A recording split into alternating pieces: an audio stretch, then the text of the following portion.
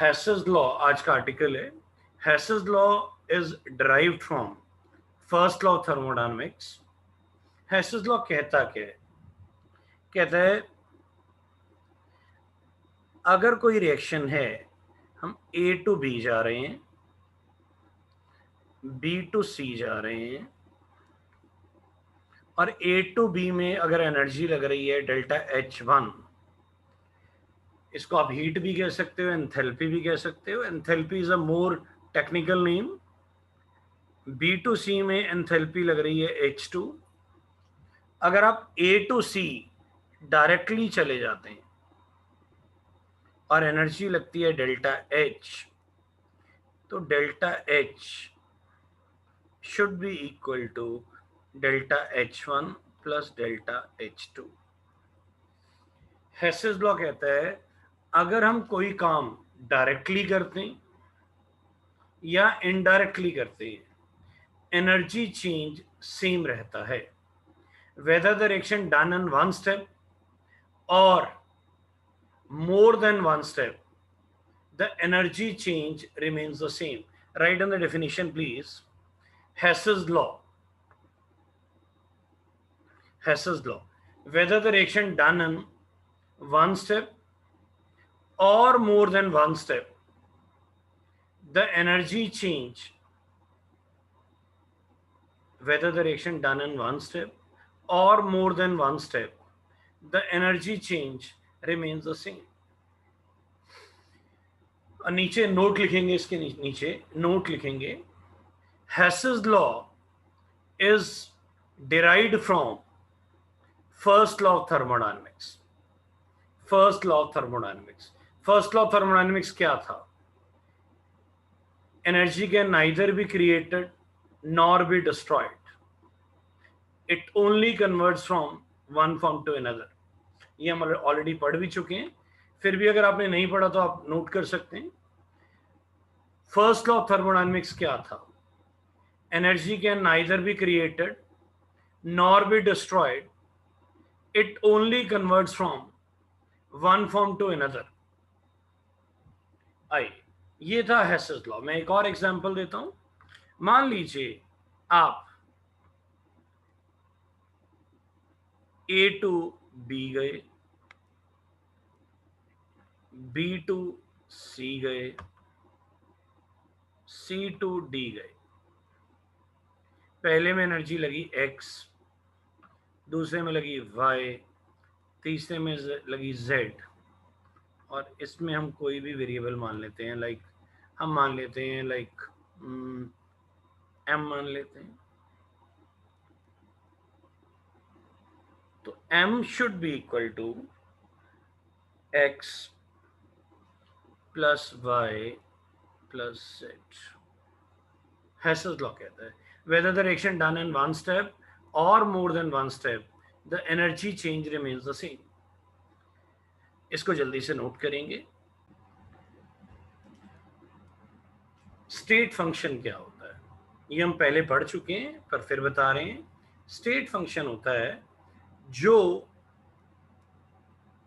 चीजें इनिशियल और final position पे डिपेंड करती हैं और जो पाथ पे डिपेंड नहीं करती। अब हेसेस लॉ भी डायरेक्टली इनडायरेक्टली स्टेट फंक्शन जैसा ही हो गया। क्यों? वो पाथ पे डिपेंड नहीं कर रहा, वो सिर्फ इनिशियल और फाइनल पोजीशन पे डिपेंड कर रहा है।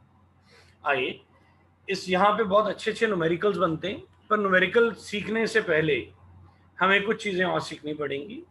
अब मैं आपको एक और चीज सिखा रहा हूं। अब मैं आपको सिखा रहा हूं heat of formation. Heat of formation, आइए लिखते हैं heat of formation. Heat of formation, heat of formation क्या होती है? The amount of heat change, the amount of heat change when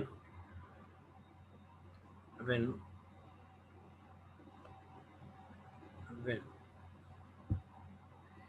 1 mole of compound is formed from its basic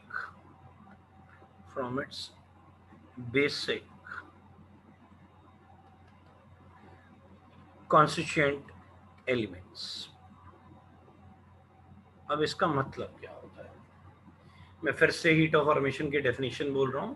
it is the amount of heat change when 1 mole of a compound is formed from its basic constituent elements. अब मान लीजिए मुझे CO2 बनाना है. पहली बात तो heat of formation में जिस चीज की भी आपने हीट ऑफ फॉर्मेशन लिखनी है वो राइट साइड पे लिखा जाएगा, वो प्रोडक्ट में लिखा जाएगा.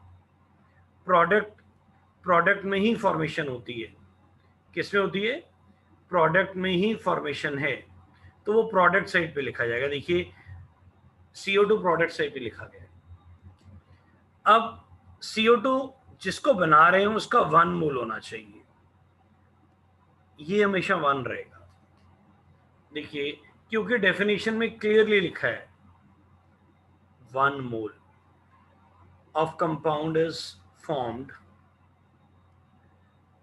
1 mole of compound is formed from its basic constituent elements.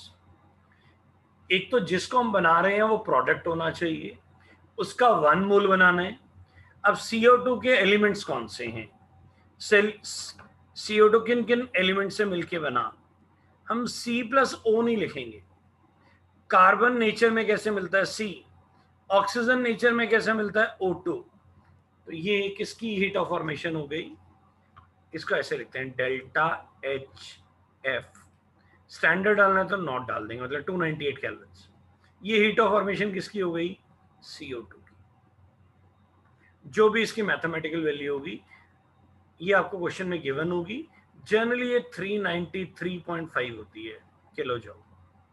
अभी आप इस पे फोकस मत करिए, बस ये हमने किसकी हीट ऑफ फॉर्मेशन की इक्वेशन लिख दी. अभी आप सिर्फ इक्वेशन लिखना सीखिए. CO2 की लिख दी. अब एग्जांपल के तौर पे मुझे हीट ऑफ फॉर्मेशन वाटर की लिखनी है, तो वाटर की लिखनी है तो राइट साइड पे आएगा वाटर और 1 मोल ही आएगा. अब इसमें कौन कौन से एलिमेंट्स यूज हो रहे हैं? इसमें हाइड्रोजन और ऑक्सीजन यूज हो रहे हैं. कुछ भी हो जाएगा, ये वाला 1 चेंज नहीं होगा. अगर आपने ये 1 बदल दिया तो आपकी इक्वेशन गलत है. तो इसमें हाइड्रोजन कितने चाहिए? H2, that's fine. ऑक्सीजन कितना चाहिए? 1 चाहिए, तो इधर हाफ लिख देंगे. एक मैं और लिख के दिखा रहा हूं, ये गलत है. समझिए क्यों गलत है. अगर मुझे हीट ऑफ फॉर्मेशन वाटर की लिखनी है और मैं ऐसे लिख देता हूं H2+O, ये गलत है. ये गलत क्यों है? नेचर में ऑक्सीजन कैसे मिलता है? O मिलता है कि O2 मिलता है? O2 मिलता है. फिर O नहीं लिखना, फिर O2 ही लिखना है, चाहे हमें उसके आगे हाफ लिखना पड़ जाए. इसको उतारिए, मैं आपको और बहुत सारे एग्जांपल्स कराता हूं जिससे आपका कंसेप्ट और क्लियर होगा. इसको नोट करिए. आइए कुछ और एग्जांपल करते हैं. हम इसको बिल्कुल क्लियर कर देते हैं सो दैट हम बहुत सारे एग्जांपल्स कर पाए. आइए अब मैं फिर से CO2 की हीट ऑफ फॉर्मेशन लिखा हूं और आप ये पाएंगे ये गलत है. और ये आप सोचिएगा भी ये गलत क्यों है. मैं CO2 की हीट ऑफ फॉर्मेशन लिख रहा हूं. आइए शुरू से लिखते हैं. तो एक तो ये प्रोडक्ट होना चाहिए, ये 1 मोल होना चाहिए. CO plus half O2. वैसे तो इसकी स्टेट्स भी लिखनी चाहिए आपको, गैसियस है. ये जो इक्वेशन लिखी गई है आप सोचिए करेक्ट है या रॉन्ग है. करेक्ट है तो क्यों करेक्ट है, रॉन्ग है तो क्यों रॉन्ग है. I give you 10 second to think. ये करेक्ट है कि रॉन्ग है? अगर रॉन्ग है तो क्यों रॉन्ग है? और अगर करेक्ट है तो क्यों करेक्ट है? Okay, that's fine. ये गलत है। डेफिनेशन में बोला गया था एलिमेंट्स, यहां पे हमने कंपाउंड ले लिया। ध्यान से देखिए, ये कंपाउंड है, तो हम कार्बन मोनोऑक्साइड को एज रिएक्टेंट नहीं यूज कर सकते। हमें यहाँ पे करेक्ट एक ही बनेगी। वो कौन सी बनेगी? कलर हम रेड ले लेते हैं, ब्राउन ले लेते हैं, आइए देखते हैं। आइए, ये वाली करेक्ट है सिर्फ। और अगर स्टेट लिखें तो और भी अच्छी बात है, सॉलिड, गैस, गैस। आइए मैं आपको एक क्वेश्चन देता हूं, आप करके दिखाइए। मुझे CH4 की हीट ऑफ फॉर्मेशन लिखनी है। तो हीट ऑफ फॉर्मेशन CH4 की, CH4 में कौन कौन से रिएक्टेंट्स होते हैं? Carbon and hydrogen. बैलेंस करिए। बैलेंसिंग में कुछ भी हो जाए ये 1 रहना चाहिए। तो ये C+H2, तो कार्बन तो 1 ही चाहिए, हाइड्रोजन 2 चाहिए। और स्टेट लिख दें तो और भी अच्छी बात है, कार्बन सॉलिड होता है, हाइड्रोजन गैस होता है। तो this is a correct answer, this is also correct. अब हमें हीट ऑफ फॉर्मेशन लिखनी है NH3 की। I give you 15 second to think. करिए। हमें हीट ऑफ फॉर्मेशन लिखनी है अमोनिया की। अमोनिया की हीट ऑफ फॉर्मेशन लिखनी है, तो कुछ भी हो जाएगा, इसका 1 मोल लेना है। और इसके जो रिएक्टेंट्स हैं वो नाइट्रोजन एंड हाइड्रोजन हैं। अमोनिया के कितने मोल्स हैं? 1 मोल है। तो नाइट्रोजन कितना चाहिए? हाफ। हाइड्रोजन कितना चाहिए? यहाँ पे 3 है, तो हमें यहाँ पे 1.5 लिखना है। तो 1.5 लिखना अच्छा नहीं लगता डेसिमल्स, तो इसे हम 3/2 लिख देते होते हैं। तो this is the correct for NH3। आइए और देखते हैं। ये वाला गलत लिख रहा हूं, आप पहचानिए गलत क्यों है। अमोनिया बनाना है, 1 मोल बनाना है। अगर हम लिखते हैं N+3H, तो ये गलत है। क्यों गलत है? नेचर में हाइड्रोजन H2 होता है, यहाँ H लिया गया है। नाइट्रोजन N2 होता है, N लिया गया है। जिस फॉर्म में एग्जिस्ट करते हैं उसी फॉर्म में लेना है, उसी फॉर्म में लेना है, इस फॉर्म में। अगर हम इसको मैं एक और मेथड दिखा रहा हूं, वो भी गलत है। N2+3H2 will give 2NH3, ये भी गलत है। क्यों गलत है? यहां पे 2 मोल्स बन गए, ये भी गलत हो गया। हीट ऑफ फॉर्मेशन को अंडर एस्टिमेट मत कर जाना। IIT के अंदर क्वेश्चन आया हुआ है, 4 इक्वेशंस लिख दी गई थी, कहा था बताओ इनमें से हीट ऑफ फॉर्मेशन कौन सी है। और जब तक मुझे याद है, एक इक्वेशन ये थी, एक इक्वेशन ये थी, एक ये थी, और एक ये थी।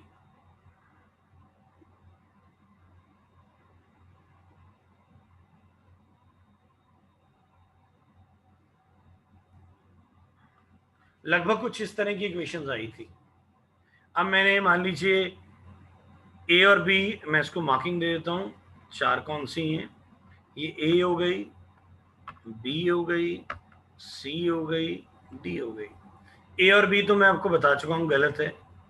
अब सी और डी में एक करेक्ट है। अब आपने बताना है वो कौन सी करेक्ट है। चेक करिए कौन सी करेक्ट है। HI बनाना है, तो HI किससे बनता है? हाइड्रोजन एंड आयोडीन से। हाइड्रोजन एंड आयोडीन, हाइड्रोजन कैसे एग्जिस्ट करता है? H2, पर यहां तो H लिया हुआ है, तो ये गलत हो गया। ये करेक्ट है। HI का 1 मोल बन रहा है, इसको बैलेंस करने के लिए रिएक्टेंट क्या होनी चाहिए, H2 एंड I2, उसके हाफ ऑफ मोल्स। ओके, अब मैं आपको एक और हीट ऑफ फॉर्मेशन दे रहा हूं, आप मुझे उसकी हीट ऑफ फॉर्मेशन लिख के दिखाएंगे। आइए, अब हमें हीट ऑफ फॉर्मेशन लिखनी है CH3OH। I'll give you 15 seconds to write। इसकी मुझे हीट ऑफ फॉर्मेशन लिख के दिखाइए। CH3OH, इसके कौन कौन से एलिमेंट्स हैं, कार्बन, हाइड्रोजन एंड ऑक्सीजन। तो ये इसमें कार्बन कितने यूज हो रहे हैं, 1, हाइड्रोजन हो रहे हैं 2, ऑक्सीजन हो रहे हैं, बैलेंस, ये बैलेंस्ड हो गया। फिजिकल स्टेट लिख देते हैं, then it's very good. Carbon is solid, hydrogen is a gas, oxygen is a gas, methyl alcohol is a liquid. Last कर रहे हैं बस हम, एसिटिक एसिड CH3COOH, इसकी हीट ऑफ फॉर्मेशन लिखेंगे। I give you 15 seconds to write on. CH3COOH, तो इसके सबसे पहले तो एलिमेंट्स लिखने हैं, कौन कौन से हैं, carbon, hydrogen and oxygen. Carbon 2 use हो रहे हैं तो 2 लिखेंगे, हाइड्रोजन 4 हैं तो 2 आ जाएंगे, ऑक्सीजन आपके 2 हैं तो यहाँ पे 1 आ जाएगा।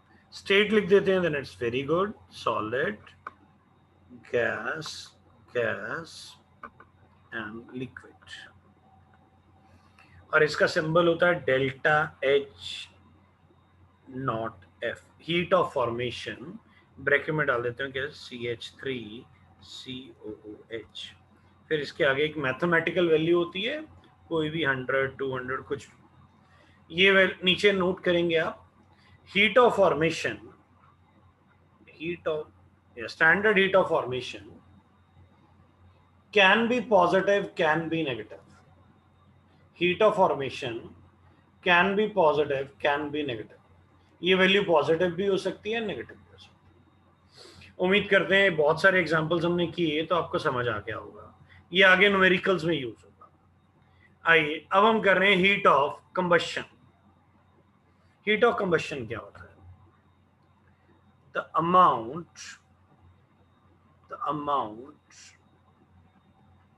of heat released when 1 mole of compound is burnt in excess of oxygen.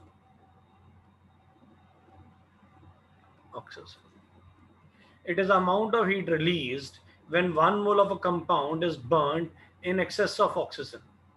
अब मान लीजिए मुझे हीट ऑफ कंबशन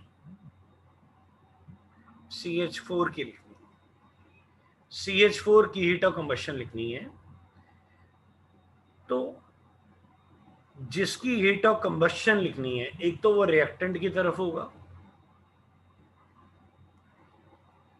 वो रिएक्टेंट की तरफ लिखा जाएगा और उसका 1 मोल ही लिया जाएगा।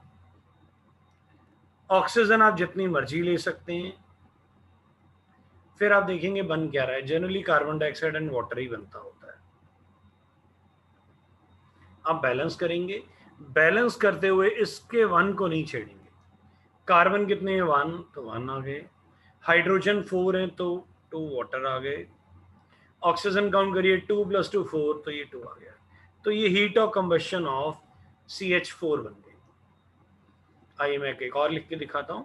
मुझे हीट ऑफ कंबशन, इसका सिंबल होता है delta H0C, combustion. Heat of combustion मुझे लिखनी है, मान लीजिए मैं लेता हूं C6H6 ले लेता हूं, C6H6 की लिखनी है।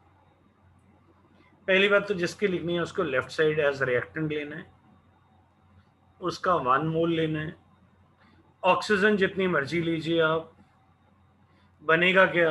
Carbon dioxide and water, generally ये बनता है। अब रेयर केस में सल्फर आ गया तो सल्फर डाइऑक्साइड बन जाएगा, जनरली वो कार्बन का ही क्वेश्चन आपको देगा। तो कार्बन कितने हैं? 6, तो 6 हो गए। हाइड्रोजन कितने हैं? 6, तो 3 हो गए। ऑक्सीजन काउंट करिए, 6 to the 12 प्लस 3 15। तो अगर मैं यहाँ 15 लिखता हूँ तो गलत हो जाता है, ये तो 30 बन गए। हमें तो 15 चाहिए, तो इसका मतलब ये तो करेक्ट नहीं है, तो मुझे यहाँ 7.5 लिखना पड़ेगा। अब 15 होता है, पर 7.5 is not a good way to write. 7.5 को हम क्या लिख सकते हैं? 15/2 भी लिख सकते हैं, तो यहाँ 15/2 आ जाएगा। अगर आप स्टेट्स लिख दें तो बड़ी अच्छी बात होती है। बेंजीन लिक्विड होता है, ऑक्सीजन गैस होता है, कार्बन डाइऑक्साइड भी गैस होता है, CH2O लिक्विड होता है। इसको नोट करिए, फिर मैं और एग्जांपल्स कराता हूँ। आइए इसको नीचे से कुछ क्लियर कर देते हैं, कुछ एग्जांपल्स हम ऊपर से क्लियर करते हैं, डेफिनेशन हटा देते हैं, एक दो एग्जांपल्स और लिखते हैं।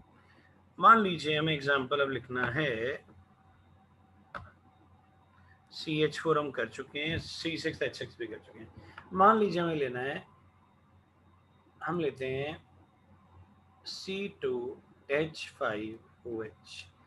इसकी हीट ऑफ कंबशन लिखनी है, कंबशन लिखनी है, तो ये रिएक्टेंट होगा, तो ये रिएक्टेंट ले लिया, ऑक्सीजन ऐड कर दी, तो ये कार्बन डाइऑक्साइड और वाटर बन गया। अब कार्बन गिनिए कितने हैं? 2 हैं, तो कार्बन डाइऑक्साइड भी 2 होंगे। हाइड्रोजन गिनिए, रिएक्टेंट में 6 हैं, 5 and 1 6, तो यहाँ 3 आ जाएगा। ऑक्सीजन राइट पे गिनिए कितने हैं? 2 into 2 4, 4 plus 3 7, 7 में से 1 ऑलरेडी है हमारे पास, 1 oxygen is already there, we require 6 oxygens, तो विल राइट 3 हियर। जनरली ये जो 1 ऑक्सीजन है, ये वाला 1, ये बच्चे भूल जाते हैं काउंट करना, यहाँ पे गलती हो जाती है। ऐसा एक और क्वेश्चन मैं आपको देता हूँ, आप ट्राई करिएगा। मुझे हीट ऑफ कंबशन लिखनी है CH3COOH की, तो इसकी मुझे हीट ऑफ कंबशन लिख के दिखाइए। ओके, उम्मीद करते हैं आपने लिख लिया होगा। तो यहाँ ऑक्सीजन आएगा, ये कार्बन डाइऑक्साइड एंड वाटर होगा। कार्बन रिएक्टेंट में 2 हैं, तो यहाँ 2 आ जाएगा। हाइड्रोजन रिएक्टेंट में 4 हैं, तो यहाँ 2 आ जाएगा। प्रोडक्ट में ऑक्सीजन काउंट करिए 6 है, पर 6 में से 2 तो ऑलरेडी प्रेजेंट है, यहाँ देखिए 2 ऑलरेडी प्रेजेंट है, तो हमें 6 नहीं चाहिए, हमें तो 4 चाहिए। 4 चाहिए तो यहाँ पे 2 आ जाएगा। तो this is heat of combustion of acetic acid. एक लास्ट एग्जांपल कर रहे हैं इस डेफिनेशन का, then we are starting with the numerical part. आप मुझे हीट ऑफ कंबशन लिख के दिखाएंगे C6H5OH। नॉलेज के लिए बता रहा हूं, इसको फिनोल कहते हैं। वैसे ही कुछ इस तरह का होता है, बेंजीन, उसके ऊपर OH, इसको फिनोल कहते हैं। बेंजीन के ऊपर जब OH लग जाता है तो उसे बेंजोल नहीं कहते, benzoyl is a wrong name, इसको फिनोल कहते हैं। फिनोल का फॉर्मूला होता है C6H5OH, जस्ट फॉर नॉलेज। तो इसके लिए आप मुझे हीट ऑफ कंबशन लिख के दिखाइए, करिए सर जल्दी से। ये जो C6H5OH हमने लिखा, इसको फिनोल कहते हैं, जस्ट फॉर नॉलेज से। इसको हमने, इसकी हीट ऑफ कंबशन लिखनी है, तो ऑक्सीजन लिख दिया, तो ये CO2 एंड H2O बन गया। कार्बन देखिए 6 हैं, तो 6 आ जाएगा। हाइड्रोजन को ध्यान से देखिएगा, हाइड्रोजन भी 6 है, तो यहाँ 3 आ जाएगा। ऑक्सीजन देखिए प्रोडक्ट में कितने हैं? 15, 15 में से 15 है, एक ऑलरेडी रिएक्टेंट में है, तो कितने बचे? 14, तो यहाँ 7 आ जाएगा। तो ये हीट ऑफ कंबशन हो गई फिनोल की। आइए एक न्यूमेरिकल करते हैं। ये न्यूमेरिकल 3 चीजों का कॉम्बिनेशन है, Hess's law, heat of formation and heat of combustion. पहला क्वेश्चन मैं करूंगा, दूसरा भी मैं करूंगा, उसके बाद आप करेंगे। आइए,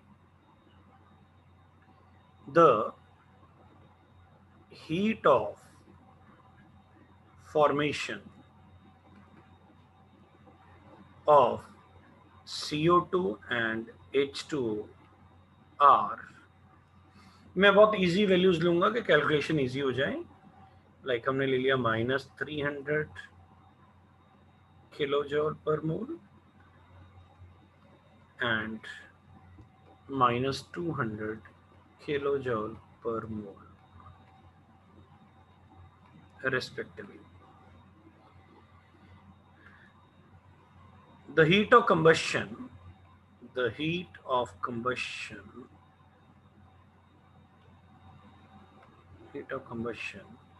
of C2H6 is -800 kilojoule per mole. Who understood it? Per mole. Find heat of formation of C2H6. This is the question. तो पहले तो हम स्क्रीन के 2 पार्ट्स में डिवाइड कर रहे हैं इसको, सो दैट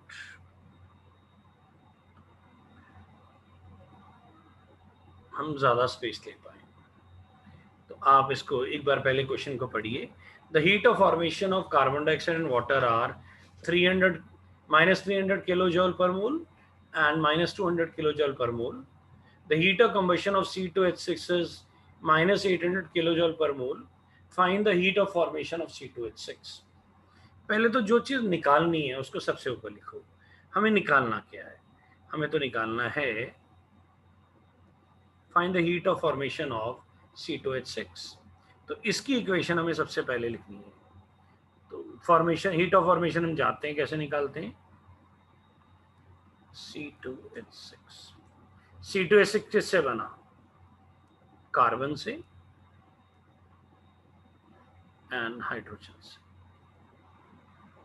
अभी हम गैसियस वाला कुछ नहीं लिखेंगे, कोई मैथमेटिकल वैल्यू नहीं लिखेंगे, उसको बाद में लिखेंगे। पहले हम न्यूमेरिकल पे फोकस करेंगे। C2H6 बनता किससे है? कार्बन और हाइड्रोजन से। कितने कार्बन चाहिए? 2। हाइड्रोजन कितने चाहिए? 3।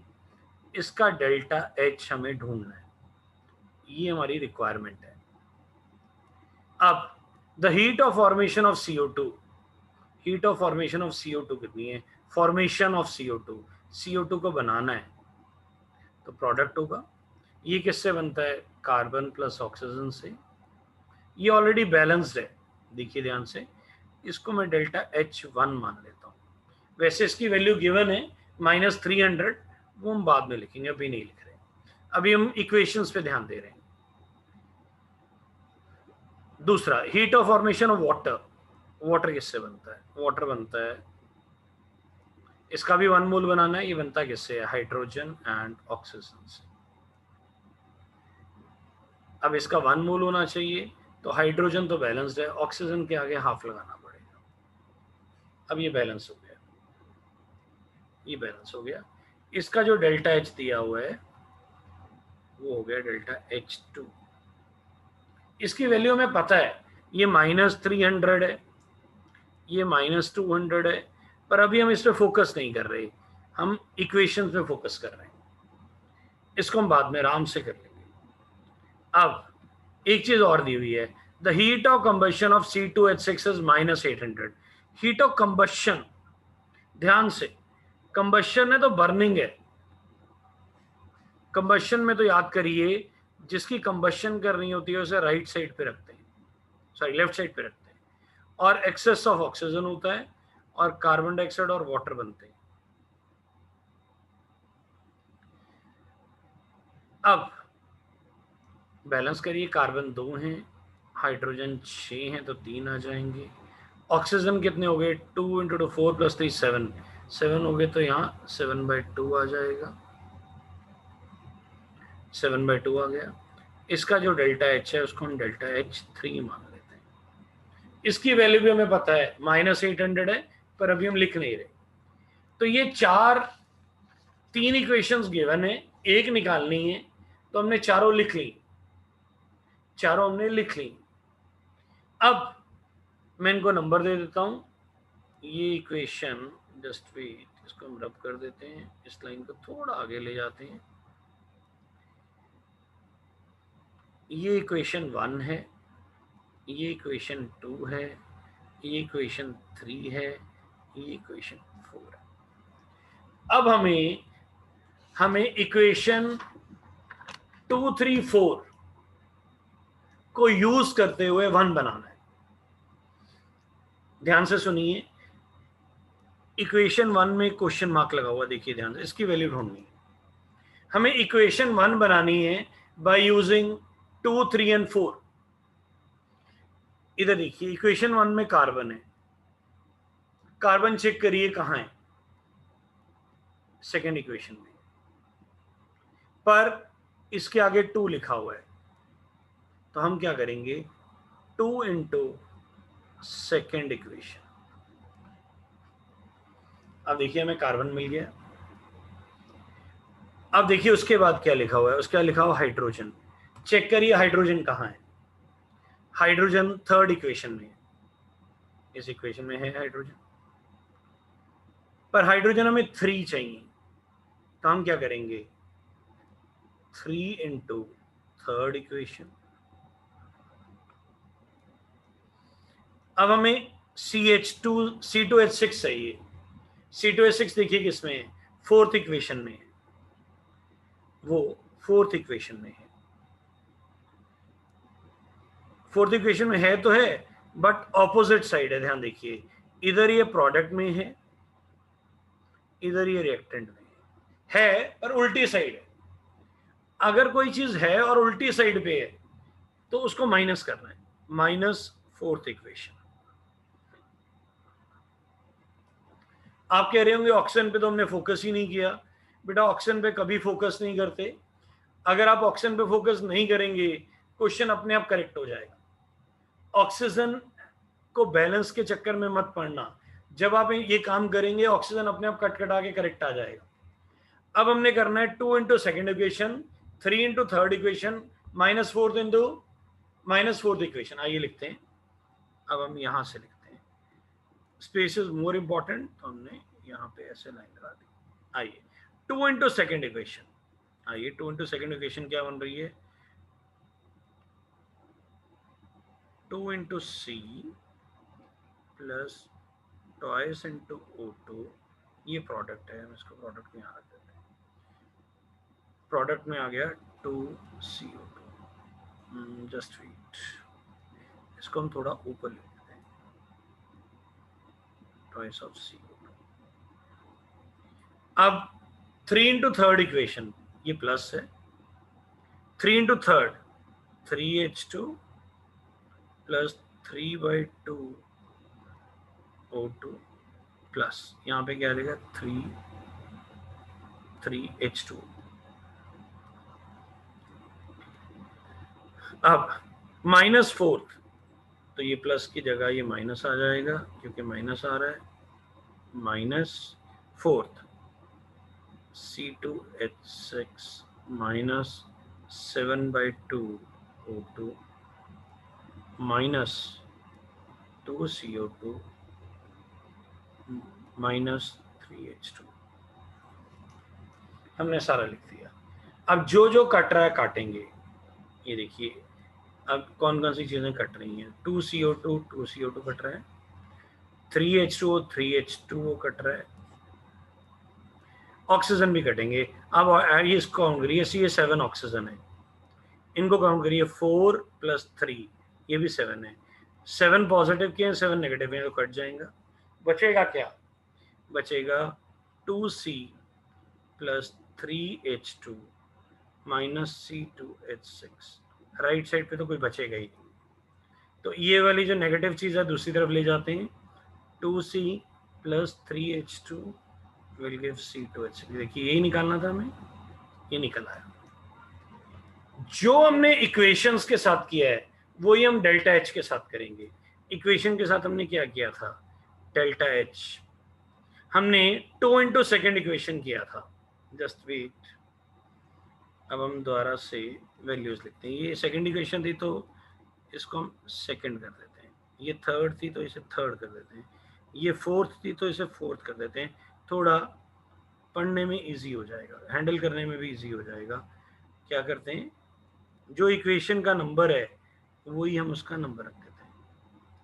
तो ये डेल्टा एच टू कितना है, देखिए पढ़िए, -300, ये -200 और ये -800।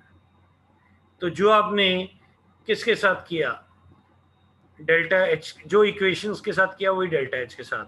हमने 2 इंटू सेकेंड इक्वेशन किया तो 2 into delta H two plus 3 into delta H three minus delta H four.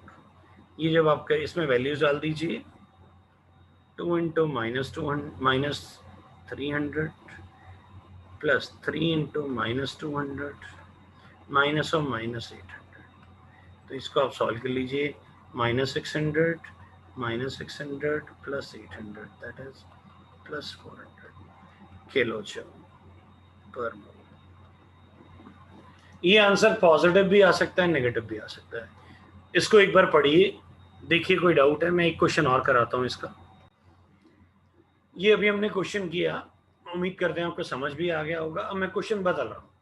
The heat of formation of CO2 and H2 are -300 and -200 kilojoule per respectively. The heat of combustion, अब हम यहाँ बदल के heat of combustion जो है हम कर देते हैं C6H6 कर देते हैं, C6H6, और इसकी वैल्यू कर देते हैं -3250 किलो जूल पर मोल। तो यहाँ पे भी क्या आ जाएगा, C6H6 आ जाएगा, बिल्कुल वैसे ही। Numericals are quite similar. अगर आपको एक क्वेश्चन अच्छे से आ गया तो आपके सारे निकल जाने चाहिए। ये हमने बीच में एक लाइन लगा दी, यहाँ पे भी एक लाइन लगा दी। आइए अब इस क्वेश्चन को सॉल्व करते हैं। पहले तो हमें हीट ऑफ फॉर्मेशन लिखना है किसका, CO2 एंड H2 का। तो ये हो गया आपका CO2 C plus O2, sorry, पहले तो सबसे पहले जो हमें निकालना है, it should be on the top. हमें निकालना क्या है, C6H6 की फॉर्मेशन। तो ये किससे बनेगा, कार्बन और हाइड्रोजन से। कार्बन 6 है तो 6 आ जाएंगे, हाइड्रोजन 6 है तो 3 आ जाएंगे। तो ये हमारा डेल्टा H1 ले लो या डेल्टा H ले लो, ये ढूंढना है तो इसको हम रेड भी कर सकते हैं, ये में ढूंढना है। अब हीट ऑफ फॉर्मेशन दी हुई है किसकी, CO2 की, CO2 की दी हुई है। तो हम CO2 की हीट ऑफ फॉर्मेशन लिख लेते हैं, that is CO2 that is C plus O2। ये डेल्टा H2 हो गया क्योंकि ये सेकंड इक्वेशन है, ये फर्स्ट इक्वेशन है। फिर ऐसे ही वाटर की है, वाटर की होगी तो H2 प्लस O2, ये हाफ हो जाएगा। तो ये डेल्टा H3 हो गया। थोड़ी स्पेस बचा लेते हैं, थोड़ा पास पास लिख देते हैं। ये हो गया डेल्टा H1 जो हमें ढूंढना है। ये नीचे सेकंड इक्वेशन है तो इसका क्या हो जाएगा, डेल्टा H2 हो गया। डेल्टा, इसकी वैल्यू हमें पता है, वैसे हम बाद में लिखेंगे। अब हमें हीट ऑफ कंबशन भी दी हुई है किसकी, C6H6 की। कंबशन में ऑक्सीजन चलती है, CO2 एंड H2। तो इसका हमें थोड़ी स्पेस बचा के चलते हैं, स्पेस बचाने से बाद में जगह ज़्यादा बचेगी। CO2 एंड H2, इसको बैलेंस करते हैं तो ये 6 आ जाएगा, ये 3 आ जाएगा, तो ये 15/2 आ जाएगा। ये डेल्टा H4 हो गया। ये फर्स्ट इक्वेशन है, ये सेकंड इक्वेशन है, ये थर्ड इक्वेशन है, ये फोर्थ है। आप वैल्यू डालना चाहे तो डाल सकते हैं। ये 200 है, ये -300 है, ये -3250 है. अब by using equation 1 2 3 4 we have, by using equation 2 3 4 we have to make first equation. पहले कार्बन चेक करिए, कार्बन कहाँ पे है. कार्बन है सेकेंड इक्वेशन में, तो ये सेकेंड इक्वेशन आ गई. पर इसकी स्टोइकोमेट्री कितनी है? 6, तो 6 इंटू सेकेंड इक्वेशन. अब फिर हाइड्रोजन देखिए, हाइड्रोजन कहाँ है? हाइड्रोजन है थर्ड इक्वेशन में, पर हमें स्टोइकोमेट्री कितनी चाहिए? 3, तो हमने 3 इंटू थर्ड कर दिया. अब हमें चाहिए C6H6. C6H6 देखिए कहाँ है? फोर्थ इक्वेशन में, तो ये हमने फोर्थ इक्वेशन ले ली. बट ये ऑपोजिट साइड है, तो नेगेटिव कर दिया. ऑक्सीजन का स्ट्रेस नहीं लेना, वो अपने बैलेंस होता है. आइए ये करते हैं 6 इंटू सेकेंड इक्वेशन. 6 इंटू अगर हम सेकेंड इक्वेशन करते हैं तो 6 इंटू सी, रिएक्टेंट को रिएक्टेंट के साइड पे लिखेंगे, प्रोडक्ट को प्रोडक्ट के साइड पे. 6 into C plus 6 into O2 will give 6 CO2. अब 3 इंटू थर्ड इक्वेशन, तो 3 into H2 plus 3/2 O2 will give 3H2. ये प्लस है बीच में, ये भी प्लस है. फिर minus fourth equation, minus C6H6 minus 15/2 O2 will give ये H2 minus 6 CO2 minus 3H2. ये रिएक्टेंट हो गए ये सारा, और ये सारा प्रोडक्ट हो गया. अब जो कट रहा है काटेंगे. देखिए CO2 कितने हैं? देखिए प्लस के भी 6 हैं, माइनस के भी 6 हैं. वाटर प्लस के भी 3 हैं, माइनस के भी 3 हैं. ऑक्सीजन देखिए टोटल 15 है, तो 6 to the 12 and 3 15, तो ये पूरे कट जाएंगे ऑक्सीजन. बचेगा क्या? बचेगा सिर्फ 6C plus 3H2 minus C6H6. इस तरह तो कुछ है ही नहीं, तो ये इधर जाएगा, तो ये प्लस हो जाएगा. यही हमें चाहिए था. जो हमने इक्वेशन के साथ किया वही हम डेल्टा H के साथ करेंगे. तो डेल्टा H1 क्या होगा? डेल्टा H1 होगा 6 into delta H2 plus 3 into delta H3 minus delta H4. तो 6 into minus 300, 3 into minus 200 minus और माइनस 3250. जो भी आंसर आएगा वो आपका किलो जूल पर मोल में हो जाएगा. ये आपका आंसर आ गया. तो उम्मीद करते हैं समझ आ गया होगा. इसको नोट करेंगे. ये क्वेश्चन और हमने दिया है. इस केस में आपको C4, ध्यान से जस्ट वेट, आप इसको C4H सेम लेना है. जस्ट अ मिनट, थोड़ा सा चेंज करना पड़ेगा. C4 टेक्निकली हम C4H4 ले तो सकते हैं, पर ये एग्जिस्ट नहीं करता. हमें इसमें कुछ, चलो एग्जिस्ट भी कर जाएगा, आप यही ले लीजिए. साइक्लिक में एग्जिस्ट कर जाता है ये, कोई बात नहीं, आप यही ले लीजिए. ये हमने आपको एक क्वेश्चन दिया, C4H4 की हीट ऑफ कंबशन दी हुई है और हीट ऑफ फॉर्मेशन निकालनी. तो जल्दी से क्वेश्चन करेंगे. जब आप ये क्वेश्चन करेंगे C4H4 का by the given values, you will get answer that is 600. Check कर लीजिएगा प्लस 600 आ रहा है कि माइनस आ रहा है. मोस्ट वाली 600 आ रहा है. एंड आइए इसको क्लियर करते हैं. The standard enthalpy of formation of CH3OH from the given data. अब उन्होंने कौन कौन सी वैल्यूज दी हुई हैं ये जो सिंबल्स हैं ये नेगेटिव है, दिस इज नेगेटिव, सॉफ्टवेयर में चेंजेस हो जाते हैं तो ये नेगेटिव है, बस और कुछ नहीं है। तो ये 3 इक्वेशन दी हुई हैं, हमें हीट ऑफ फॉर्मेशन निकालनी है किसकी, CH3OH की। तो पहले तो हीट ऑफ फॉर्मेशन लिखिए CH3OH, तो ये क्या होगा, carbon plus hydrogen plus oxygen. Carbon 1 है, हाइड्रोजन 2 है, ऑक्सीजन हाफ है। इसकी हीट ऑफ फॉर्मेशन निकालनी है, ये हमें ढूंढना है by using the given equation. आप ये तीनों इक्वेशंस को नीचे द्वारा लिख लेंगे, you will write it again, इसको द्वारा से लिख लेंगे यहाँ पे। तो मैं जल्दी से लिख ही देता हूँ, CH3OH plus 3/2O2 will give CO2 plus H2H2O, ये हो गया डेल्टा H1 -726। यूनिट्स आप लगाते रहिएगा, C plus O2 will give CO2, इसका डेल्टा H2 हो गया -393।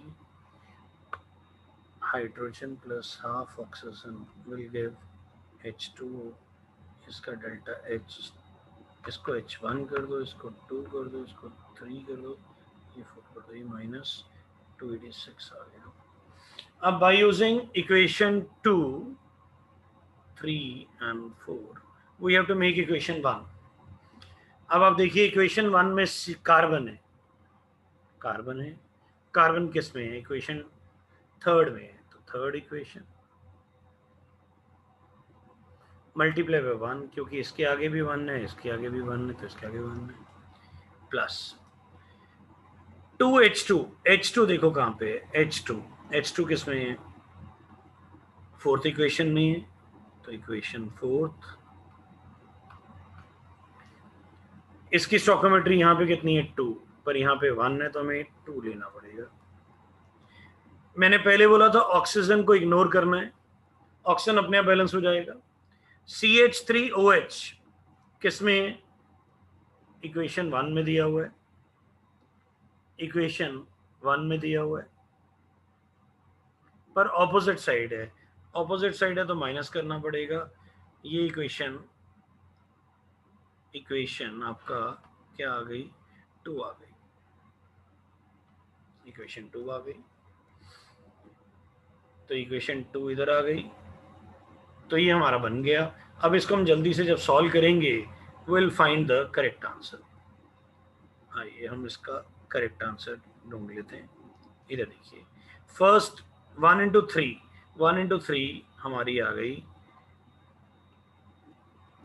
C प्लस O2, ये प्रोडक्ट्स हम यहाँ रख देते हैं, C plus O2 will give CO2 plus 2 into second, 2 into fourth क्या बनेगा, 2H2 plus 2 into half O2 करेंगे तो 1 O2 बन जाएगा, 1 O2, एंड यहाँ पे 2H2 आ जाएगा, minus second equation, if we go for minus second equation तो ये बनेगा minus CH3OH minus 3/2O2 minus CO2 minus 2H2, ये देखिए कट जाएगा। अब सिर्फ CH3OH को इस तरफ ले जाइए, ये CH3OH इस तरफ चले गया, ये वाला, बाकी क्या बचा, C plus 2H2, oxygen positive और नेगेटिव को माइनस करिए, 4 पॉजिटिव के ऑक्सीजन है, 3 नेगेटिव के हैं, तो 1 बचेगा, 1 पॉजिटिव में, तो 1 का मतलब हाफ हो गया, हाफ O2। ऑक्सीजन को आप आराम से ध्यान से भी देख सकते हैं, अगर आप ध्यान से देखिए ये वही इक्वेशन है जो हमें बनानी थी, जो हमने इक्वेशन के साथ किया वही डेल्टा H के साथ करेंगे, तो डेल्टा H1 कितना होगा, हमने delta H3 plus 2 into delta H2 minus delta equal 2 into delta H4 minus delta H2, ये आप करेंगे। जब आप इसकी वैल्यूज को डाल के सॉल्व कर देंगे you will get the correct answer. तो उम्मीद करते हैं समझ आ गया होगा, इसको एक बार नोट कर लीजिए। ये एनसीईआरटी का क्वेश्चन 14 है जो हमने अभी किया। उम्मीद करते हैं जितना आज कराया सारा समझ आ गया होगा। आज के लिए इतना ही, थैंक्स।